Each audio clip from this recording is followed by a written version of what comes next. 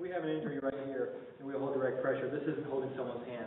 Okay, we're not doing one of these numbers right here. I want to find that injury. I want to get my fingers in there, almost to the point where it's uncomfortable for the two of us. I want to hold pressure on that area. I want to compress the tissues and make it bleed. Is that uncomfortable?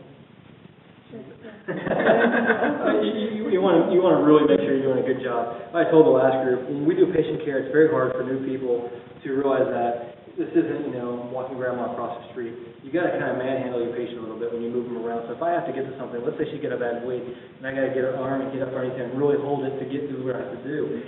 It may look like I'm being rough, but if that's what you have to do to get the job done, especially for a life-saving intervention, that's what you have to do. Okay? Do you ever have people fight you in shock or anything like that? Absolutely. Hypoxia does it, toxins do it, drugs do it, anger, mental problems. There's diabetics, stroke, lots of things that cause someone to be what we call belligerent, which is a really nice way of saying they're not cooperative on several levels of we don't like them. So it does happen a lot. Probably once a shift where someone's not 100% cooperative. Whether they have the right mentation to be or not be cooperative or not, you still have to deal with them the same way. So my bleeding control, again, this elevation, I'm going to have this directly over the area. You almost know right away at what level you're going to take this treatment just by walking up and seeing. If it's just oozing out, I know that this is going to work. I can go ahead and put my bandage on and wrap it up one time, that's fine. If it's really, really pouring out, I already know that I need to get ahead of the game. If I have my pad on here and it's immediately soaking through, do I take the pad off and put another one on? No. Never. Absolutely. You want those clotting factors to stay right there on that and just go ahead and put another one on it. If it's really soaking through and I'm putting 2, 3, 4 pads, I should have moved on to my next treatment very, very quick, right?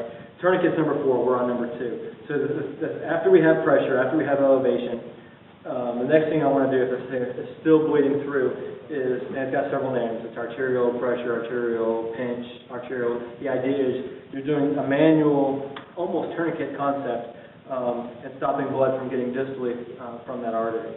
And this is another thing that's a little bit uncomfortable to the patient, but she's bleeding so bad, it's not really just overriding. Right, absolutely. She's not really thinking about it.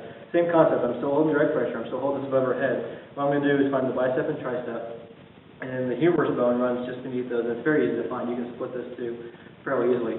Find that artery. You can actually, someone, especially with that arm, you can feel, I can feel her artery right now. I can feel it pulsating, just like a radial. And you're going to want to dig into that with your fingers and compress that artery up against the bone. It would be uncomfortable if I did it right now, so I'm not going to. I'd probably be a bruise. And that's all kinds of liability. You feel the wrath of Bob. Yeah, right. Yeah, and the silence MP5. So that's your next step. I can honestly say I've never done that. Not because it's not practical, it's very good, but the window for that's very small. It's bad enough to where I have to do that, but don't need a tourniquet.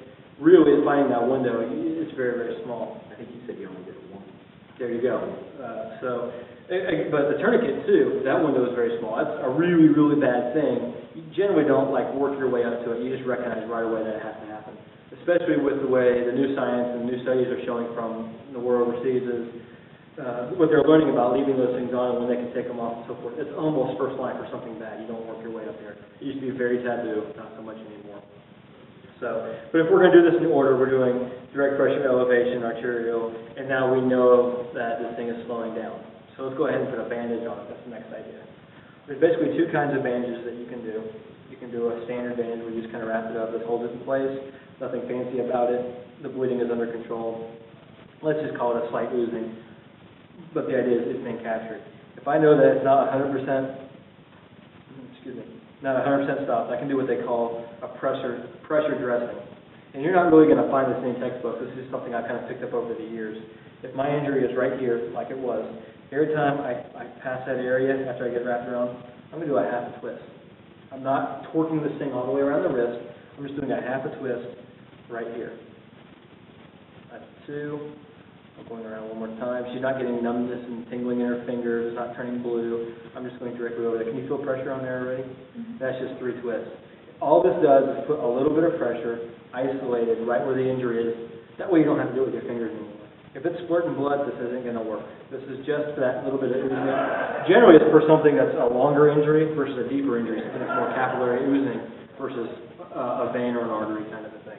And you can wrap it up one time, lock it off with a piece of tape, whatever. These don't have to be real pretty, they have to be functional. In fact, the more bulky this thing is, generally the worse it is, because it loses efficiency, it's going to be clanging around on things, if you have to get to it, it's a lot more cutting kind of a thing.